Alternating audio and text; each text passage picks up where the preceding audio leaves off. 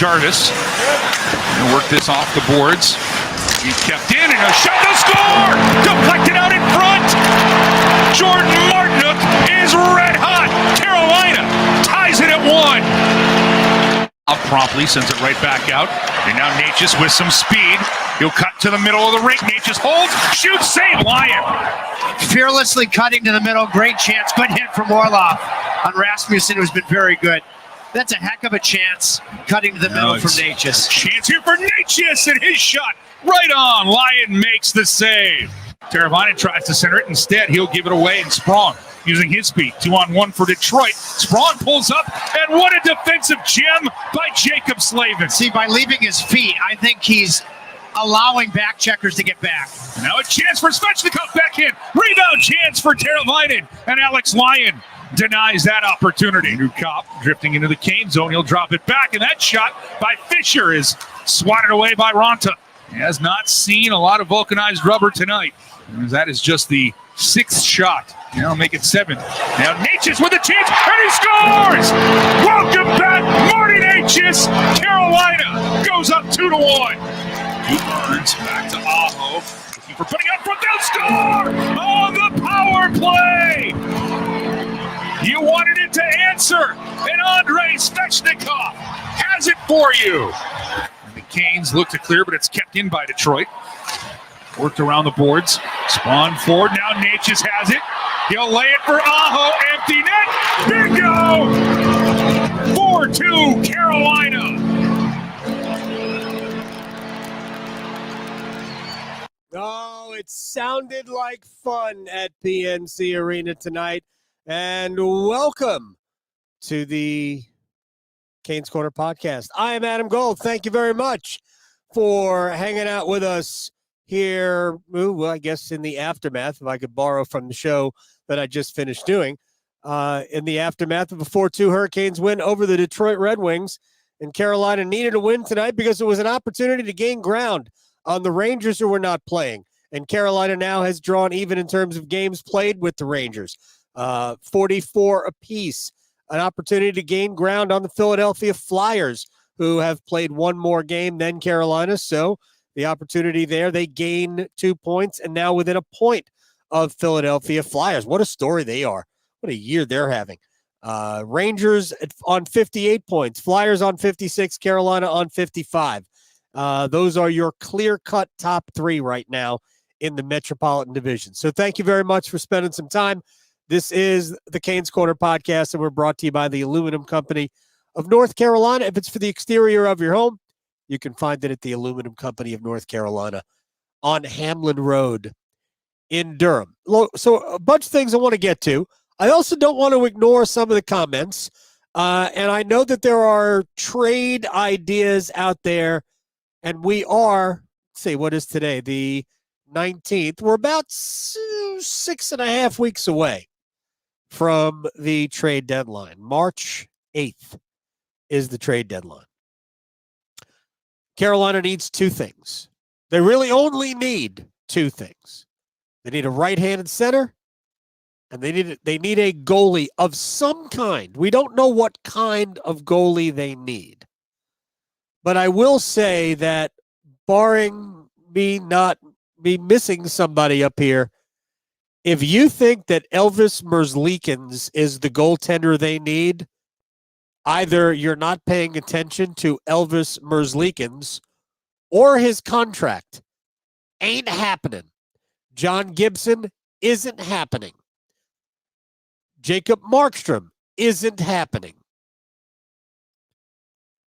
The goaltender I think that Carolina will most likely pursue if they determine they need a goalie, and I think we all agree they do, I think that goaltender will be in the building on Sunday when Carolina hosts the Minnesota Wild. And it will be up to Marc-Andre Fleury whether or not he wants to get traded. He has not given an indication that he does. So the Wild are not yet out of it, even though they are 7th in the Central Division and have struggled. Although, won a big game against Florida tonight. So we got to stop just looking at I don't even know what to say, honestly. Merzlikins hasn't played well enough to keep the job. Daniil Tarasov is now the goalie, the number one goalie in Columbus. And Merzlikins is also a kook. He's crazy. Carolina doesn't need crazy, especially when we don't know if he's good, if the goalie they bring in is going to be the number one. So I wasn't going to start with goaltending, but I might as well, and then we'll get to the game because we're already here. Here's what we don't know, and I guess it's worth pointing out that the Hurricanes took off waivers a goaltender from Columbus, mind you, Spencer Martin, who's really just a backup. He's probably an AHL goalie only, but he's got about 50-some-odd games of NHL experience, and he is more apt to be the backup occasional starter here than Yanni Peretz, who will be sent back to, my guess is, Norfolk of the ECHL tonight. He might be on a bus now. I don't know why I said bus. You could fly to Norfolk just as easily. Actually, a lot easier, especially as close as we are to RDU. So Peretz will get back to the ECHL and play games. Ideally, I think they would send Peretz to a team in the American Hockey League and let him play games against better players. Not that they're trying to fast track him to the NHL, because I don't think that's the plan. But I would like to see him play against better players, just to see if he can handle it. But at the very least, he's going to go back to Norfolk in the AHL, and that's where he'll be.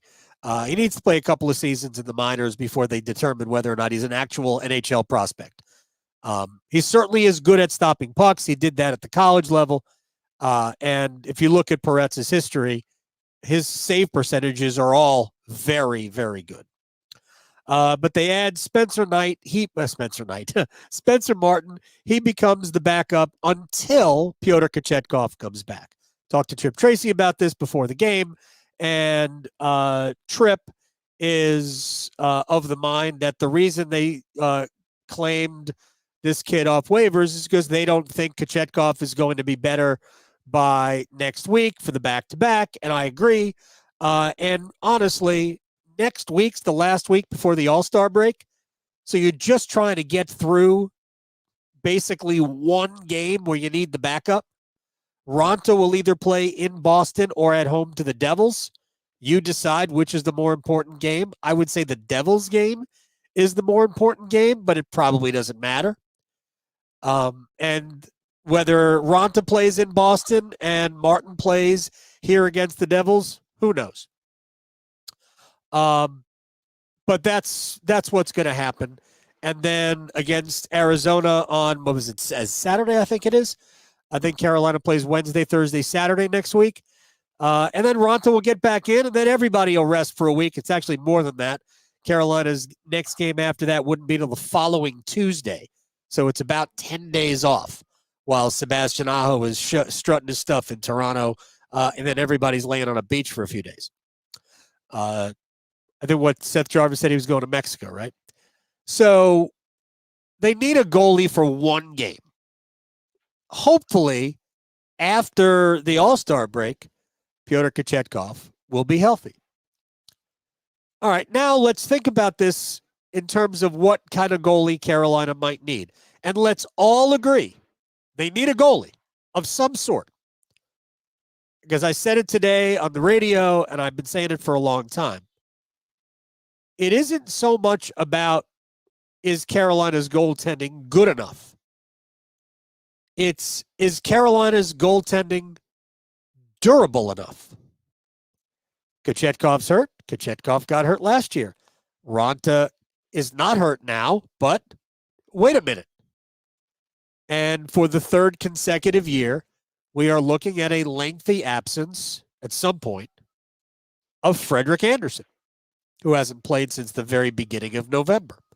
And at the earliest, won't come back until the beginning of March. And that's assuming he steps on the ice tomorrow.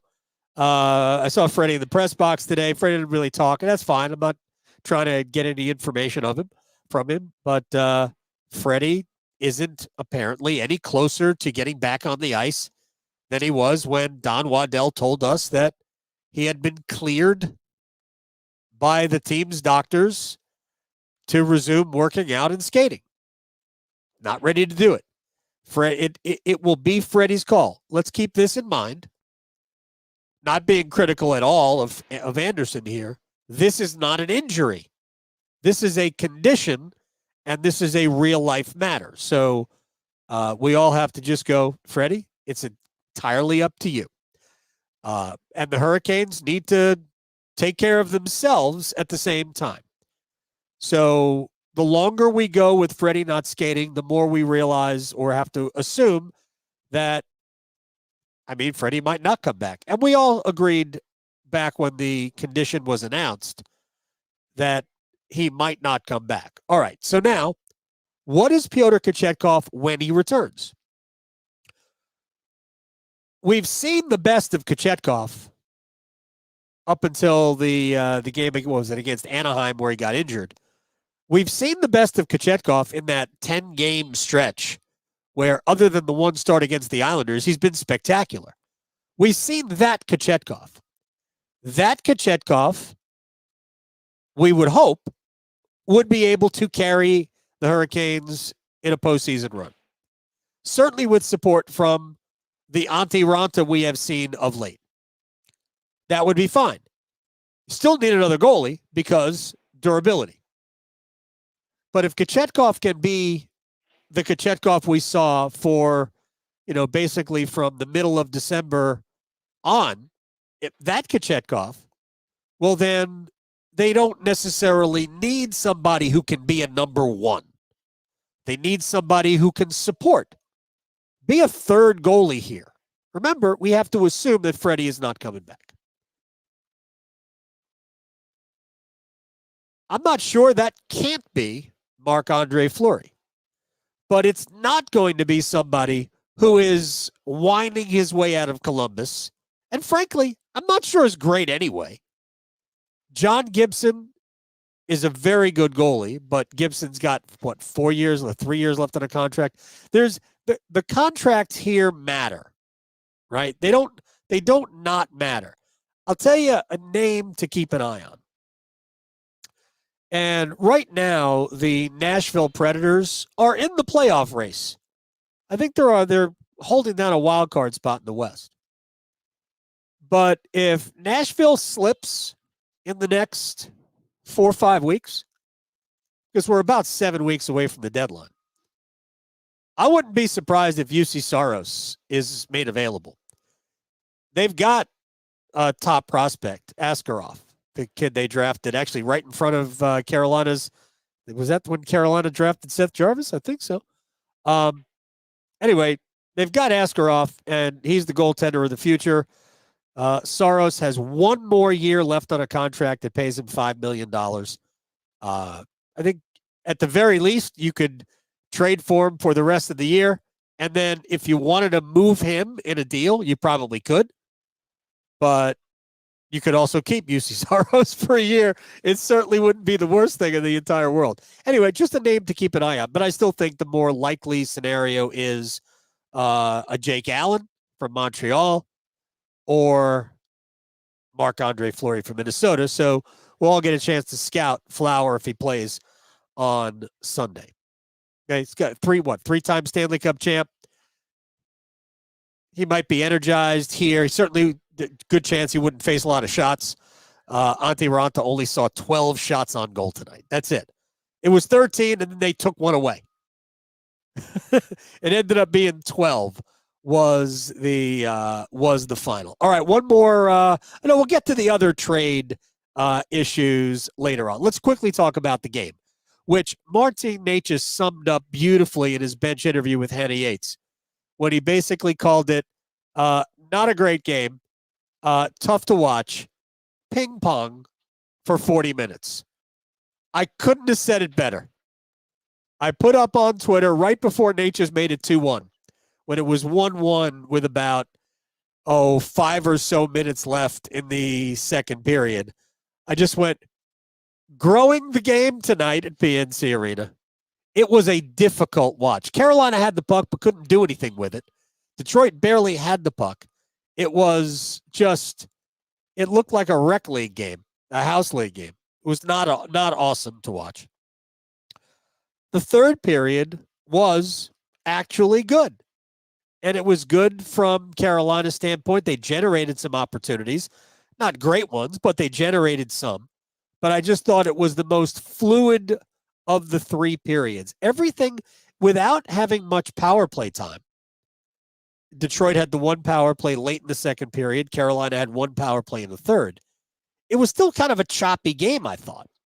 So it was good to see Carolina kind of fight through it. And I guess they're coming to understand that there are many games where they've got to grind it out. And that was, I mean, good for them and good to commit to it. And I think that's really what you've seen from Carolina over the last several weeks. They have committed to playing their game and doing what they're supposed to do and not trying to do stuff that gets them in trouble. Although, and we'll get into the goals in a minute, I thought they created both of Detroit's goals. Not really Detroit. I thought Carolina created both of Detroit's goals. All right, let's talk about the return tonight. After 5 games on the sidelines, we saw the 88 car in action tonight. And this is why Martin Necas is one of the great teases in all of the NHL. And why Carolina has a very difficult decision if we get to the end of the season, and I'm just saying this, and he's still here, because depending on who Carolina goes after, and I'm not even talking about a goalie, I could see the demand being 88 in return because the talent is obvious. But tonight is the kind of a game that makes you go, that's a player we want to keep. Because for the most part, I thought he was smart with the puck. He brought it to the right areas of the ice, and he was responsible defensively. So Necas has had some good games before, but mostly his good games are born out of watching him wow you with skating. Today, he just played a really solid game. And then when he plays a solid game, all of the other natural abilities that he has that almost nobody else does, all of that stuff just looks better. It becomes more effective. And I thought, and I said this to Tripp before the game, I said it to Rod. Necas, Nason, and Drury is a thing. And I've got proof that it's a thing. Let's just compare the ice time of the two centers named Jack Drury and Jesperi Kotkaniemi. Drury, 15:28. Kotkaniemi, 11:16. Carolina's fourth line tonight was Kotkaniemi, Bunting, and Fost. Carolina's third line tonight was Drury, Necas, and Nason. Significantly so. And the biggest difference came in the third period. Ice time was almost identical with all 4 lines through 40 minutes. Almost identical. The big difference came in the third period. We did not see a lot of Kotkaniemi, Bunting, and Fost. In fact, Bunting played on the power play. That was, I mean, I can go back and look at shifts and all that. But for the most part, Rod Brindamore went to 3 lines in the third period. It was a definite difference. Necas makes a difference on that line. Jack Drury and Steph Nason make a difference every night. That was Carolina's second best line in terms of puck possession tonight. Aho, Svechnikov, and Teravainen destroyed Detroit tonight with the puck. Now, they didn't necessarily generate tons of chances. It was one of those nights where the puck was just a little off. And I also think Detroit does a good job of clogging things up. They blocked a lot of shots tonight, too. But I thought Aho, Svechnikov, and Teravainen were great. And I also think that the way that line is playing adds to the chemistry on the power play, even though Teravainen is not involved. And Teravainen made a couple of strange passes tonight, but again, he's so good defensively, and I thought he made tons of great defensive plays. But on the power play goal, Aho gets the puck from Brent Burns, and he knows he doesn't have an angle to make the diagonal pass to Svechnikov, but he does see Bunting right at basically the not the high slot, but the slot, and he's trying to just ram it into Bunting's stick blade and see if he can't get a deflection. That's the way I read the play, and it goes off Bunting. I think it might have hit Alex Lyon. Comes back to Svechnikov, who punched it through. There's your goal. That's your power play goal, and it happened, pretty much right off the faceoff. Not right off the faceoff. They passed it around a little bit, but I was very good in the faceoff circle again tonight. 11 and 7, about 61%. He's been at about 58% over the last month and a half, 2 months. I think he's Carolina's second best faceoff guy now. So, I mean, he's just doing all the little things you want your best player to do, your all-star to do. But that line has chemistry. And Svechnikov is the goal scorer right now that we know he can be. I think he's got 11 goals or 10 goals in the 13 games since coming back from the break. Aho, Svech, Aho, and Necas each had a goal and an assist tonight. The empty net goal, Aho to 16th, snaps a 6-game goal drought. But, you should have goal droughts like Sebastian Aho has, where he's gotten almost a point a game in that. So he gets 2 points tonight. Svechnikov, obviously, that line has been great. And it was good to see Necas really, really play well. Let me get into the goals Carolina allowed tonight, and I'll explain why I thought they were really complicit on both. The first one, not really a mental mistake, a physical mistake, where Jesper Foss just couldn't gather a puck that jumped over a stick in the neutral zone. And Carolina, I think, was pushing a little bit to try to make a play offensively, and it ends up getting free. And all of a sudden, it's 2-on-1, and Brett Pesce's a little bit behind the play, and he can't get back. And Brady Shea didn't play the 2-on-1 all that brilliantly, and it's a pass across to Klim Kostin, whose shot is sort of saved by Raanta. Hits him in the glove and just kind of trickles out and just kind of drifts over the line. Probably one that Raanta would say, yeah, I had it. I should have had it. So that's the Rod Brindamore, you're there, but you're not there, when he's got a defender who's in position but still doesn't make a play.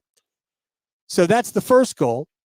Carolina gets even on a Jordan Martinook deflection goal. Not even sure he saw the puck. I didn't see a replay online. It was not a good night for NHL.com. I didn't see a replay of the goal.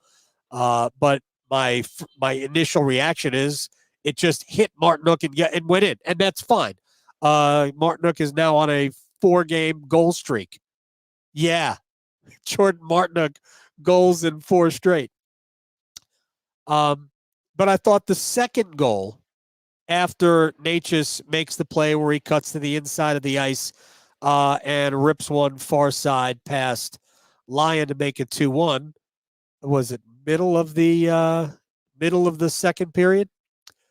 Or late? It was late. This is with 3.5 minutes left, roughly.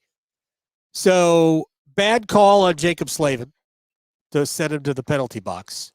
I don't believe there was a hold or anything close to a hold on Lucas Raymond. And Carolina wins the defensive zone faceoff, or wins the puck, and is starting out on a 2-on-1, or it's actually a 3-on-2 or whatever down the ice. You have a shorthanded opportunity.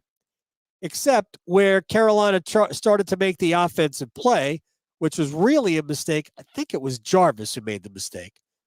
I think he looked like he was trying to pass the puck to Brady Shea. It's really not a play to make. You're far enough away from the net. It's not a clear lane. If the puck doesn't get through, it's going the other way. The puck didn't get through, and it went the other way. And the 2-on-1 beats Raanta, which, frankly, even though he got his glove on the first one, I think the second one you should have. You should certainly play it more aggressively. And while Raanta was not deep in his net, he was down. So, who was it? JT Comfer. The pass back wasn't available because the defender was there. I think it was, who was it, Pesce? I think it was Pesce. The pass back was not available. So you got to attack the shooter a little bit more than Raanta did. And he didn't. Either way, Raanta only allowed 2 goals tonight, so it can't be all that terrible, right? But if we're going to say one of the goals he should have had, I would say the second one more so than the first one. And the first one he almost had. But to me, Carolina was complicit in both of the goals. Poor decision on the second one, unlucky break, but it was the breakdown that led to they were both odd man rushes. One quick thing about 3 defenders tonight that I thought was excellent. I thought Jacob Slavin was awesome tonight. I thought Brett Pesce was awesome tonight. And I thought Jalen Chatfield was awesome tonight. Chatfield played almost 18 minutes, not that far below what Slavin played tonight and what Burns played tonight. Carolina's top defensive pair in terms of time on ice were Pesce and Shea. They were both minus players, by the way. They were on the ice for the first Detroit goal. But I thought that those 3 guys, I'm singling them out. I thought those 3 guys played exceptionally well tonight. And watching the game from the press box, we get a pretty good view of a lot of things. And I'm telling you that Jalen Chatfield's speed is a game saver at times. How many times did he cover for Dmitry Orlov tonight? There were 2 instances where his speed canceled out an icing call or got them an icing call, didn't cancel it out, got them an icing call when he was behind the play. That kid's got to be signed. Must be signed going forward. He jumps into the plays, got a pretty good shot, got a quick release. I love everything about Jalen Chatfield. He's not perfect. I've seen him play some bad games. Tonight was not one of them. He was one of my 3 stars. All right, we've already talked about goalies. Let me get to one more thing, and then a request will be fulfilled. Carolina needs a right-handed center. They don't have one. On the roster, they do not have one. Seth Jarvis takes some faceoffs. He's not awesome. Martin Necas takes some faceoffs. He's not awesome. Steph Nason takes some faceoffs. He's not awesome. They have no right-handed centers. I know where one is, and he's on the trading block, and he wants to play here, and he used to play here. Elias Lindholm is a great player. He is worth whatever Calgary really wants for him, within reason, obviously. So, and by the way, if anybody thinks they're trading Brett Pesce, get yourself drug tested. The Hurricanes are not trading anyone in their top 6. You do not trade elite defensive defensemen. You don't, not going into the playoffs. You want to trade somebody like that in the offseason? Go ahead. They are not trading Brett Pesce or Brady Shea or Jalen Chatfield now. They're not doing it. Not doing it. If they want to trade Dmitry Orlov, I'll sign off on it. Not that I would have to, but if you want to trade Orlov, I'll sign off on it, and you could put Chatfield on his offside and play D'Angelo. I would not hate that, by the way. But D'Angelo is obviously available for a trade, and I think D'Angelo will get traded if they don't move somebody else. But they're not going to trade one of their top 5 defensemen. I can see him trading Orlov. They're not trading one of their top 5 defensemen. I think Carolina is more apt to go add a depth defenseman at the deadline. That would probably be a smart move. They don't really have another defenseman that they trust in the minor leagues. Again, I'm assuming they're going to try and trade D'Angelo. Dylan Coughlin can't come up and play. And honestly, what I would give up for Lindholm is I would give up Kokoniemi. Term on his contract, still a lot of potential, and he's super young. So I think there's value to a team like Calgary. I would give up a first-round pick.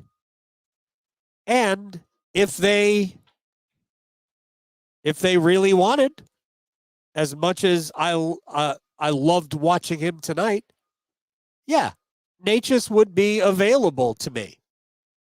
If I can get Lindholm, and I know I can sign him, Aho, Lindholm, Stahl, Drury down the middle, sign me up now. Sign me up now. Yeah, you do that. Lindholm is an every situation player. He's a plus face-off guy.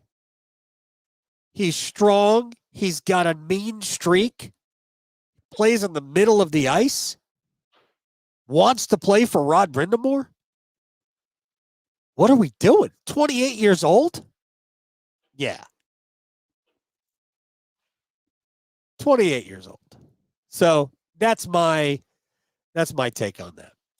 All right, final thing. I had a question from somebody on Twitter, and I will answer it here. And the question was, what does NHL 500 mean? And sometimes we just rip stuff off here. We just go and we just assume that everybody understands everything. And frankly, there are a lot of things I don't understand, but I understand this. And this is what NHL 500, like Carolina, is 11 games over NHL 500. And their record is, if I go to it now, 25, 14, and 5. Well, that last column, overtime losses, how do you feel after it? It's a loss, right? So really their record is 25 and 19. But because you get the point, so it doesn't really it's not really a loss. It's an almost loss. Games over NHL 500 are really how many points do you have versus how many games you have played. Carolina has 11 more points than games played. 55 points in 44 games.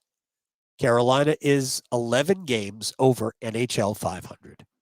But in reality, they're 25 and 19, right? 25 and 19? Did I get that right? Yes, 25 and 19. But because you get the point for those 6 losses or those 5 losses, you're not plus 6, you're plus 11. So that's what I mean by NHL 500. How many points do you have in how many games? The Rangers are 14 games over NHL 500. They have 58 points in 44 games. Boston, against whom Carolina will play in Boston on Wednesday, Boston has 63 points in 44 games. They are 19 games over NHL 500. All right. With that said, we're brought to you by the Aluminum Company of North Carolina. If it's for the exterior of your home, you can find it at the Aluminum Company of North Carolina on Hamlin Road in Durham. Thank you very much for spending some time with us. Thank you very much for considering the Aluminum Company for all your exterior home improvement needs. I hope you had a good time watching the game tonight. I hope you had a good time listening to this tonight. Canes Corner Podcast, again, we're here on YouTube after every game, except when I'm being a soccer dad. And you could always get this podcast wherever you get your podcast. Apple, Spotify, which I might be switching to. I've been an Apple podcast guy, but for some reason the podcasts aren't loading on Apple right now, so I might ditch them and go to Spotify. Wherever you get your podcast, Canes Corner Podcast is there for you. Give us a rating, give us a review, subscribe, like, caress, do what you got to do. Just make sure you get it because you don't want to miss it. Do you? I don't know. Thank you again, and we'll see everybody Sunday evening after the Hurricanes and the Marc-Andre Fleury Minnesota Wild. Good night.